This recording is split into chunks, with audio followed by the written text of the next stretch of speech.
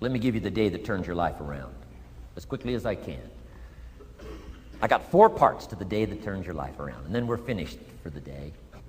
Number 1, disgust. Disgust. Disgust is a negative emotion, but it can have a very positive, powerful effect. Disgust says, I've had it. What an important day that could be.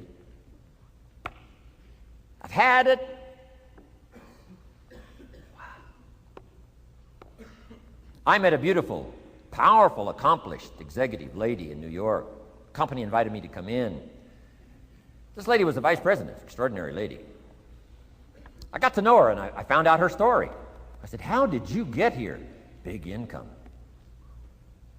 And she never went to college, never went to university.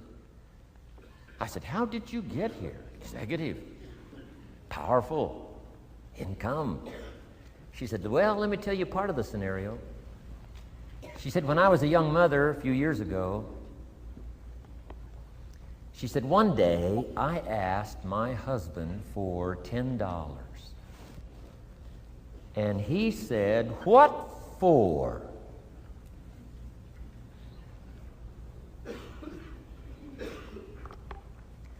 She said, before that day was over, I decided I would never, ever ask again. She said, I started studying opportunity, found it, took the classes, put myself through the schools, did the scenario. Now I'm vice president. I make a lot of money. And she said, I kept my promise. I've never, ever had to ask again. It's called a life-changing day. The day you say, enough is enough. Now, if you can add an act to your disgust, it helps.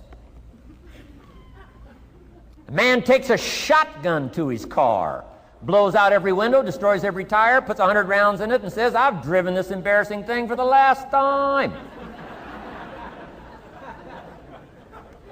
And then he saves it. He saves it. And later when somebody says, how did you become rich and powerful? He says, let me show you this car. One day I'd had it up to here, I blew it to smithereens. Enough is enough. Powerful. Here's the last 3. Next is decision. Decision making is a life-changing day. If you went home today and in the next few days cleaned up a list of decisions, it could furnish enough inspiration for the next 5 years, 10 years. What an inspiring day, the day you can bring yourself to decide. And here's the 3rd one, desire, wanting to bad enough. Who knows the mystery of that? We don't know. But here's something I do know. Sometimes desire waits for a trigger, waits for something to happen. Who knows what the happening may be? A song, the lyrics, a movie, the dialogue, a seminar, a sermon, a book, an experience, confrontation with an enemy, a conversation with a friend who finally levels with you. Whatever the experience it is, it's so valuable. And here's my best advice. Welcome all experiences. You never know which one is going to turn everything on. Don't put up the walls. The same wall that keeps out disappointment keeps out happiness. Take down the walls. Go for the experience. Let it teach you. And here's the last one. Resolve. Resolve says I will. 2 of the most powerful words in the language. Benjamin Disraeli said, nothing can resist a human will that will stake its existence on its purpose. Shortly put, I'll do it or die. Best definition of resolve I got from a little junior high girl, Foster City, California. I'm going through some words one day. I got to this one and I asked the kids, who can tell me what resolve means? Some didn't know, some tried. Interesting. The last one was the best.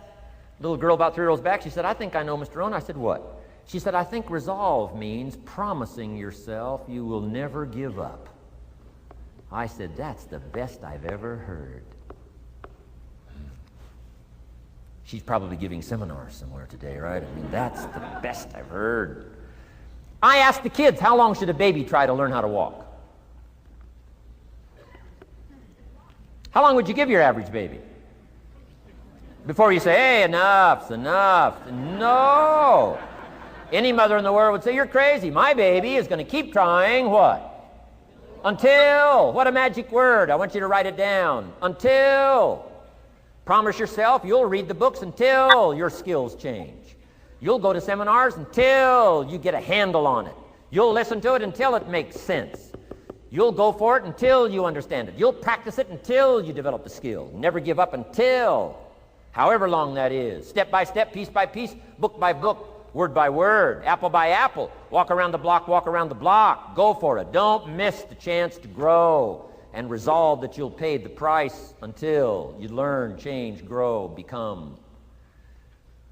Then you'll discover some of life's best treasures when you pay the price. And my big purpose now is to keep my journey going. I just got back from Argentina last week, and next week I go to Venezuela. Toward the end of the month, back to Italy and Europe. A little later in the year, Asia, South Africa, and Australia, and who knows where else. So from my travels around the world, I just really dropped by to say hello and share some ideas. If you search, you will find. Finding is reserved for those that search. Ideas are not reserved for those that hope. They're not reserved for those that wish. They're not reserved for those who complain. You know, good ideas are reserved for those that search. So the first thing I want to do is congratulate all of you for being here, continuing your search, spending the money and spending the time to come and spend a few days, and see if you can't, through the accumulation of hours and speakers that we have during this weekend, go home with a harvest of good ideas for your business, for your life, for your marriage, for your friendships, for your economic future, and, you know, for all of the rest.